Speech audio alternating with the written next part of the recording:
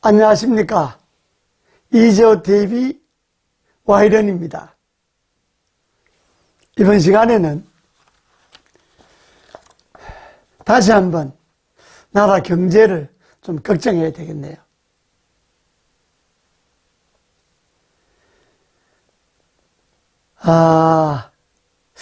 저는 문재인 대통령을 보면요, 참 선하게 보이잖아요. 또 제가 국회의원을 같이 좀 했잖아요. 그래서 나는 우리 당의 제일 뒷줄에 앉아있고, 문재인 대통령은 자기 당의 뒷줄에 앉아있어서 제 뒤로 이렇게 왔다 갔다 하면서 자주 이렇게 인사도 하고 말도 섞어보고 그랬는데, 길게 앉아서 토론하듯 이야기는 안 해봤습니다만은, 그러나 국회의원들이 서로 보면, 이야기 몇 마디 해보면 사람의 그 품성을 알잖아요. 그래서 나는 참 문재인 대통령이 고든 사람이다, 이렇게 생각을 하고 있었는데, 요즘 제 생각이 완전히 바뀌어졌어요. 제 생각이 얇아서 그런지, 아니면 내가 이렇게 야당이고 제야에 있다 보니까 내가 또 속이 좁아졌는지. 근데 내가 사람들이 정치를 하면서나 또 지금 밖에 있을 때나 내보고 이제와 속 좁다 이런 이야기는 제가 별로 좀 안 들어봤거든요. 요즘 말한 오지랖 소리는 제가 들어봤어요. 누구인데 들어봤느냐? 우리 어머니, 돌아가신 우리 어머니가 저보고 대구에서 서울 오시면 내가 이제 감옥에 하도 들락날락하고 맨날 잡혀가고 그러니까요. 내보고 맨날 그 오지랖 넓은 짓 좀 하지 마라. 야야, 네 오지랖 넓은 짓 그만해라. 집에는 밥거리도 없는데, 마누라는 먹고 살려고 온갖 고생 다 하는데, 니는 맨날 나라가 어떠고, 돌아다니고, 오지랖 넓은 짓 그만해라. 그 소리는 제가 들어봤어요. 근데 속이 좁다 이런 이야기는 안 들어봤는데, 제가 요즘 속이 좀 좁아지려고 그래요. 문재인 대통령을 보면서. 지난 시간에 이제 광주에서 일었던 세 가지 장면을 이야기했잖아요. 이번 시간에는요,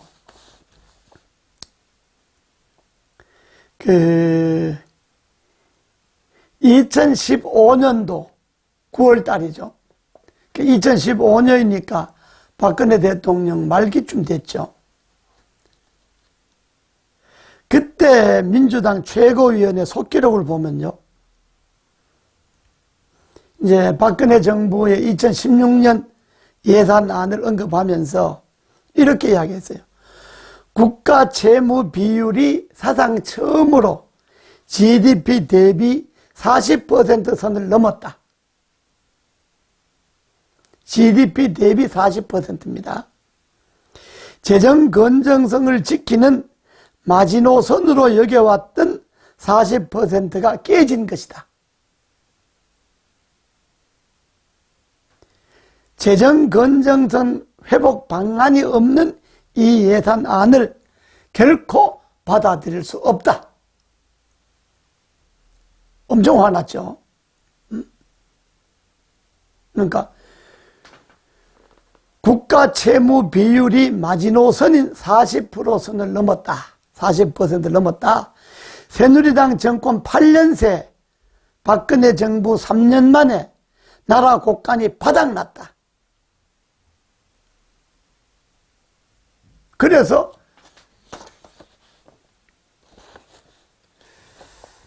국가 채무 마지노선인 40%는 결코 예산을 못 받아들이겠다. 이렇게 이야기를 했어요. 2015년 9월입니다. 그런데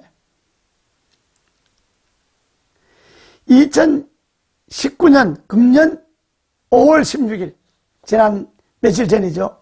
국가재정전략회의에서 문재인 대통령이 뭐라고 그런지 하면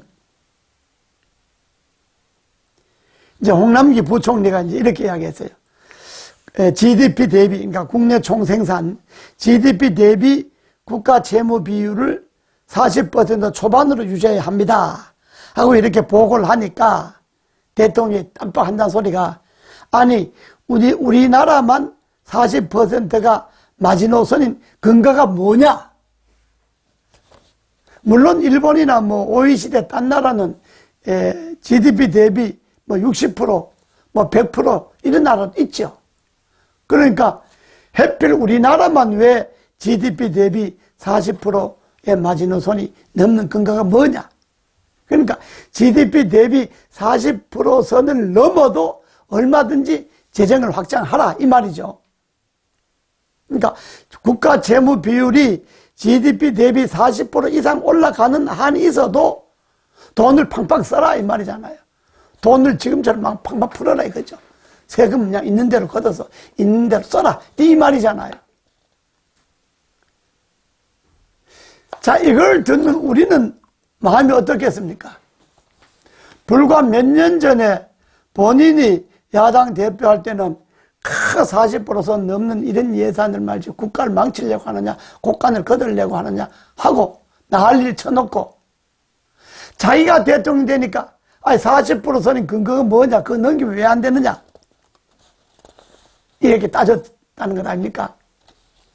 그런데 와이런 시청자 여러분, 이게요 40%가 넘기면 왜 위험하냐 그러면, 물론 뭐 딴 나라는 60%도 있고 국가 재무비율 100%도 뭐 일본, 프랑스, 영국, 미국 같은 데는 뭐 100%도 있지만은, 그런데 우리나라는요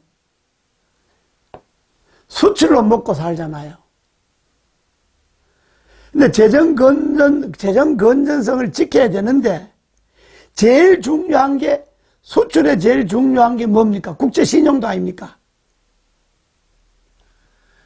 국가 채무가 급격히 늘어나면 국제 신용도가 떨어지죠. 당연히. 대외 신인도도 떨어지죠. 신용 등급이 하락하면 곧바로 경제 위기가 오잖아요. 근데 경험했잖아요. IMF도 경험해봤고 1997년 외환위기나 2008년에 글로벌 금융위기 경험해봤잖아요. 그게 국제 신인도 떨어지고 국제 신용이 떨어지잖아요. 그럼 나라 경제 위기가 오죠. 이미 공기업 부채도 결국은 책임을 정부가 져야 되잖아요. 그러니까 재정 전문가들은 공기업을 포함하면 이미 우리나라의 채무 증가가 거의 60%가 된다는 거 아닙니까? 이 국가 채무 비율 전말을 보면요, 작년이 38.2%에서 채무 비율이 GDP 대비 38.2%, 금년이 39.5%, 곧 40% 돼가죠. 내년이 40.3%, 2021년이 41.8%, 2022년 문재인 정부 임기 끝나는 날이 1.8% 전말. 그럼 약 42%잖아요. 그러면 GDP 대비 40% 선을 훌쩍 넘겨갖고 다음 정부에 정권을 넘겨주면 결국 빚더미 나라만 넘겨주는 꼴이 되는 거죠. 정부가. 그 우리나라 같은 이런 우리 원화가 무슨 달러나 엔화처럼 국제적 화폐 가치가 높은 것도 아니잖아요. 그런데 이렇게 국가 채무 비율이 40%를 넘기면 나라 경제가 위험합니다. 그러니까 실무자들, 홍남기 부총리, 그러니까 실무 책임자 아닙니까? 청와대가 다 하지만은, 그런 게 걱정되잖아요. 대통령님 이거 40% 넘기면, 이렇게 가면, 40% 넘어가니까, 이래 되면 안 됩니다.